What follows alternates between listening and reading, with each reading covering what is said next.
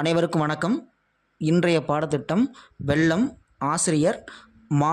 கமலவேலன். ஒரு அற்புதமான ஒரு கதை. அது நாடகமாக எழுதியிருக்காரு. இந்த வெள்ளம் நாடகங்கிறது ஒரு கிராமப்புறங்களில் நடக்கக்கூடிய ஒரு கதையை மையமாக வச்சு உண்மையாக நடக்கக்கூடிய கதையை மக்களுக்கு தெரியப்படுத்தணும் அப்படிங்கிற நோக்கத்தில் இந்த ஆசிரியர் வந்து எழுதியிருக்காரு. ரொம்ப அருமையாக இருக்குது அந்த கதை.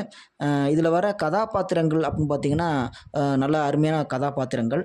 பிச்சைமுத்து, ராமசாமி, வினோதன், செல்லப்பா, சீதாராமன், பக்கிரி, காசிநாதன், ஆறுமுகம், தங்கமுத்து, சரஸ்வதி அம்மாள், பவானி, இப்படி கிட்டத்தட்ட ஒரு 9-10 கேரக்டர்ஸ் இதில் வர்றாங்க. அதில் முக்கியமான கதாபாத்திரங்கள் அப்படின்னு சில பேர் வந்து பேசிட்டே வருவாங்க. அதில் முக்கியமான கதாபாத்திரம் அப்படின்னு பார்த்திங்க அப்படின்னா இந்த பிச்சைமுத்து, ராமசாமி, வினோதன் இவங்கெல்லாம் வந்து அதிகமாக பேசக்கூடிய இடங்களாக இந்த நாடகம் இருக்குது.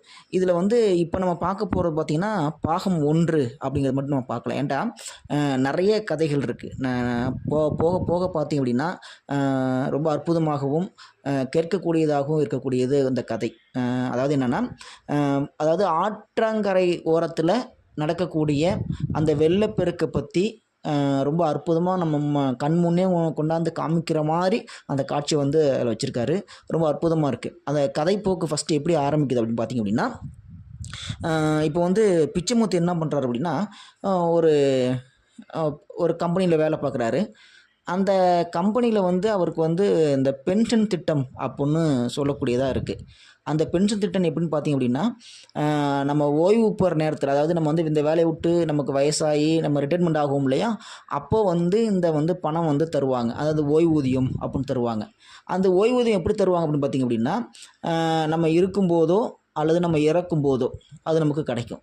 அப்போ அந்த ஓய்வு திட்டத்தை வந்து அவங்க அப்பா இறந்து போயிட்டார். யாருன்னா இந்த பிச்சைமுத்தோட அப்பா இறந்து போயிட்டார். அவங்க அப்பா இறந்ததுக்கு அப்புறம் அந்த ஓய்வு திட்டத்தை வந்து வாங்கணும் அப்படின்னு சொல்லிட்டு எந்த ஆஃபீஸ்க்கு போவாங்கன்னா ட்ரெஸரின்னு சொல்லுவாங்க.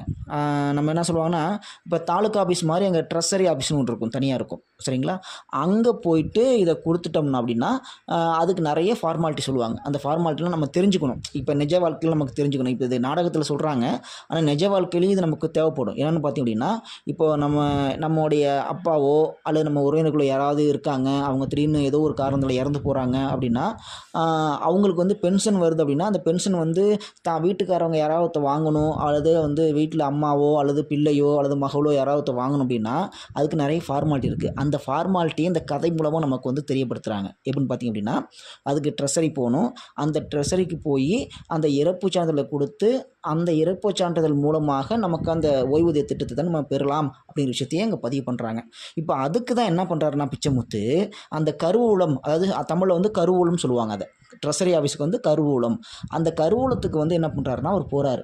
அங்கே போனோன்னு பார்த்தீங்கன்னா ஒரே கூட்டம், பயங்கர கூட்டம். எப்படின்னா அந்த சந்தைக்கடையில் நிற்கிற மாதிரி அவ்வளோ கூட்டங்கள். அப்போ நீங்கள் நினச்சிக்கோங்க, ஒரு ஆஃபீஸ்க்கு போனோம்னா அங்கே போய் என்ன நிலையெல்லாம் நம்ம சந்திக்கிறோம் அப்படிங்கிற விஷயத்தையும் நம்ம தெரிஞ்சுக்கலாம்.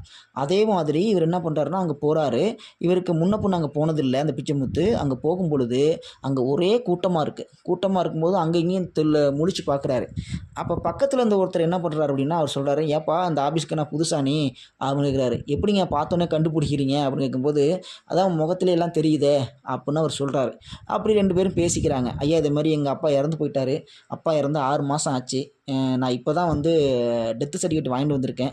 வாங்கிட்டு வந்து இந்த ஆஃபீஸில் கொடுத்தா தான் எனக்கு வந்து பணம் வந்து செலெக்ஷன் ஆகும் அப்படின்னு சொன்னாங்க. அதான் வந்திருக்கேன். எனக்கு தெரியல, எந்த இடமும் தெரியல அப்படின்னு சொல்லும்போது, நானும் அதுக்கு தான் வந்திருக்கிறேன். ஆனால் என்ன பண்ணால் இங்கே நிறைய சட்டத்திட்டங்கள்லாம் இருக்குது. என்ன சட்டத்திட்டங்கள் அப்படிலாம் அவர் கேட்குறாரு. அப்படி அவர் வந்து ஒன்று ஒன்றா சொல்கிறாரு. என்ன சொல்கிறாருன்னா, ஏன் இப்படி வந்து வருஷம் வந்து இதை புதுப்பிக்கணும், இல்லை இங்கே தெரிஞ்சுக்கணும் அப்படின்னு பார்த்தோம்னா, அரசு மேலே எந்த தவறும் இல்லை. என்னென்னு பார்த்திங்க அப்படின்னா, இயல்பாகவே ஒருத்தர் இறக்கிறதுக்கு முன்னாடி பென்ஷன் வாங்குறதுக்கு முன்னாடி வாங்கிட்டு இருப்பாங்க. அவங்க இறந்து போயிட்டாங்க அப்படின்னா அந்த பென்ஷனை வந்து தன்னுடைய பிள்ளைகள் வாங்குறதுக்கு வாய்ப்பு இருக்குது. ஆனால் இங்கே இறந்து போனாலும் இருந்த மாதிரியே காமிச்சு நிறைய பேர் வாங்குகிறாங்க. அதனால தான் வருஷம் வந்து இங்கே வந்து நான் என்ன பண்ணணும், அதை வந்து ரெனிவல் பண்ணுற மாதிரி வைக்கிறாங்க. அதனால தான் இவ்வளோ கூட்டம் இங்கே இருக்குது அப்படின்னு சும்மா சாதாரணமாக 2 பேரும் பேசிக்கிறாங்க. என்னப்பா இப்படிலாம் நடக்குதா நாட்டில் அப்படின்னு 2 பேரும் பேசிக்கிட்டு சொல்கிறாங்க. சரி இப்போ இதுக்கு என்ன தான் வழி, சீக்கிரமாக நான் வாங்கணும், இல்லை எனக்கு நிறைய வேலைகள் இருக்குது, ஆனால் நான் விரைந்து வாங்கணும் அப்படின்னா நான் யாரை பார்க்கணும் அப்படின்னு அவர் கேட்குறாரு. அப்போ தான் அவர் சொல்கிறாரு, அதோ பாருங்கள் அந்த ஒருத்தர் நடந்து போகிறாருங்க இல்லையா, நிறைய கை நிறைய ஃபைல் வச்சுட்டு போகிறாரு இல்லையா, அவரை பார்த்தீங்கன்னா உங்களுக்கு வந்து காரியம் நடக்கும் அப்படின்னு சொல்கிறார். அவர் பேர் என்னன்னு பார்த்தீங்கன்னா ராமசாமி. அவர் தான் இந்த ஆஃபீஸில் வந்து பார்த்தீங்கன்னா ஆஃபீஸ் அசிஸ்டண்ட் அப்படின்னு சொல்லுவாங்க. அவர் நினச்சாருன்னா உங்களுக்கு வந்து எல்லாம் நடந்துடும், உடனே நடந்துடும். ஆனால் என்னன்னா கொஞ்சம் காசு செலவாகும், அவர் கொஞ்சம் லஞ்ச பேரொழி அப்படிங்கிற மாதிரி அவர் சொல்கிறார். இவர் பேசிகிட்டு இருக்கும்போதே சரி நான் அவரை பார்த்துட்றேன் அப்படின்னு சொல்லிட்டு அவரை பார்க்குறதுக்காக பிச்சைமுத்து போகிறாரு. பாகம் 1. நன்றி.